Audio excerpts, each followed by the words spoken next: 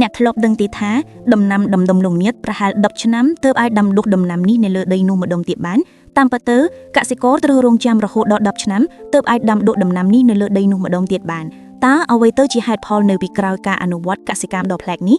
ដំឡូងរមៀតគឺជាប្រភេទមើមដែលមានលក្ខណៈវែងអន្លាយដែលមើមខ្លះអាចលូតលាស់ដល់ទៅជាង1ម៉ែត្រនៅក្រោមដី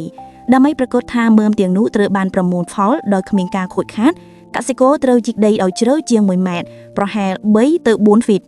ដំណើរការជីកកកាយដ៏ជ្រៅនេះគឺបានធ្វើឲ្យស្រទាប់ដីទាំងមូលមានការផ្លាស់ប្ដូរស្រទាប់ដីខាងលើ topsoil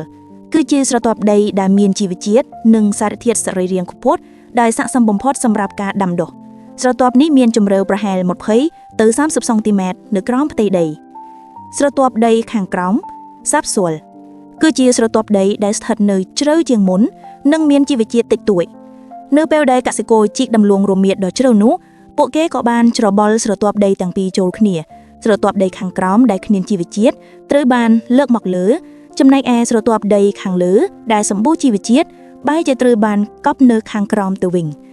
ការផ្លាស់ប្ដូរស្រទាប់ដីនេះបានធ្វើឲ្យជីជាតិដីចុះខ្សោយយ៉ាងខ្លាំងដីនោះលែងស័ក្តិសមសម្រាប់ការដាំដុះដំណាំផ្សេងៗទៀតក្នុងរយៈពេលខ្លីនោះហើយជាមូលហេតុដែលកសិករនិយាយថាពួកគេត្រូវរងចាំប្រហែល10ឆ្នាំដើម្បីឲ្យដីមានពេលវេលាស្តារជីជាតិឡើងវិញតាមបែបធម្មជាតិទើបអាចដាំដំឡូងរមៀតនៅលើដីនោះបានម្ដងទៀត